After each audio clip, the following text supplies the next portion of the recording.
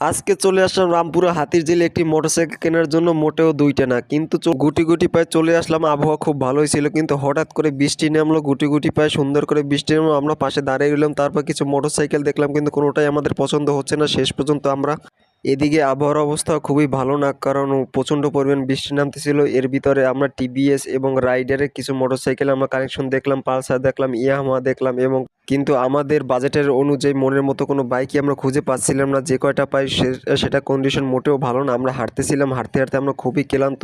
তো কি করব, আমরা সেখান থেকে চলে গেলাম আটটু দূরে সামনে বেলি রোডের পাশে থেকে বন্ধু মোটরস এই শোরুমে যে টিভিএস রাইডার 125 সিসি ব্ল্যাকটা আমাদের পছন্দ হলো। খুবই সুন্দর কন্ডিশন ইউজ, তবে খুবই সুন্দর কন্ডিশন এবং খুবই ফ্রেশ কন্ডিশনে গাড়িটি আছে। সব দিক দিয়ে আমাদের গাড়ি পছন্দ হয়ে গেছে এবং গাড়ি শোরুম থেকে নামানো হয়ে গেছে। এখন আমরা চলে যাব সোজা ব্যাংকে, কিন্তু ব্যাংক রামপুরাতে এজেন্ট ব্যাংকিং নাই, ইসলাম ব্যাংকিং, সেজন্য আমরা চলে যেতে হবে তীরমোহিনী। কিন্তু একই অবস্থা, একটু সামনে যাই দেখি পুলিশ মামলা দিতেছে। এদিকে আমাদের মনের ভিতরে ভয়, এরকম মামলা জানি আমরাও কম দিন খাই। তারপরে চলে আসলাম ইসলামী ব্যাংকে, সেখান থেকে কয়েক কোটি টাকা, সরি মানে কয়েক লাখ টাকা উঠাইলাম। সেই অ্যামাউন্ট আমাদের নাই বলি আর কি।